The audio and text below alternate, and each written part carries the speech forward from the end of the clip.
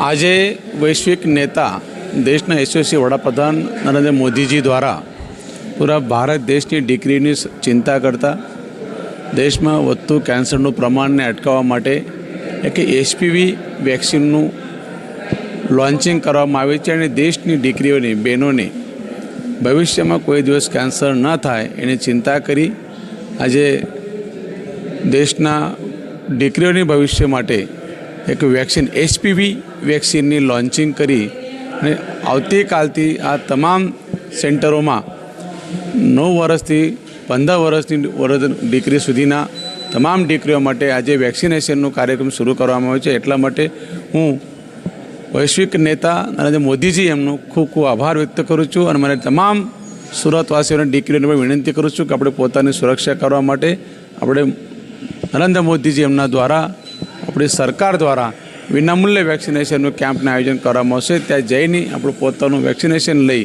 પોતાનું જીવન સુરક્ષિત કરજો એવી 2048ના વિકસિત ભારતની એક આગલી કડી વધતા હું નરેન્દ્ર મોદીજીના ખૂબ ખૂબ આભાર સાથે અભિનંદન કરું છું। આજે સર્વાઇકલ કેન્સર આ ખૂબ ચિંતાનો વિષય છે, ત્યારે કિશોરીઓનું, મહિલાઓનું ગુણવત્તાસભર શ્રેષ્ઠ આરોગ્ય બને આ માટેની ચિંતા આદરણીય વિશ્વ જનનાયક વડાપ્રધાન શ્રી નરેન્દ્રભાઈ મોદી સાહેબે કરી છે, જેના ભાગરૂપે આજે રાજસ્થાનના અજમેર ખાતેથી રાજ્યવ્યાપી સર્વાઇકલ કેન્સરની વેક્સિનનો શુભારંભ કરવામાં આવ્યો છે। HPV આ વેક્સિનનું આજે સમગ્ર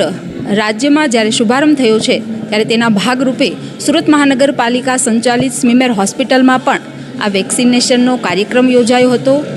જેમાં બાલિકાઓને એટલે કે જે કિશોરીઓની ઉંમર 14 વર્ષ પૂર્ણ થઈ છે અને 15મા વર્ષમાં પ્રવેશ થયો છે આ દીકરીઓનું વેક્સિનેશન થશે। અને આ ખૂબ ચિંતા કરી છે જ્યારે અમારી સરકારે, ત્યારે મને ખૂબ ગર્વ થાય છે કે સુરત મહાનગરપાલિકાના 57 જેટલા હેલ્થ સેન્ટરો પર આ વેક્સિનેશનના કેમ્પ થશે, જેમાં જાગૃત મહિલાઓનો, NGOનો, આશા વર્કર બહેનોનો અને સ્થાનિક પ્રમુખો, સોસાયટીના પ્રમુખો અને અમારા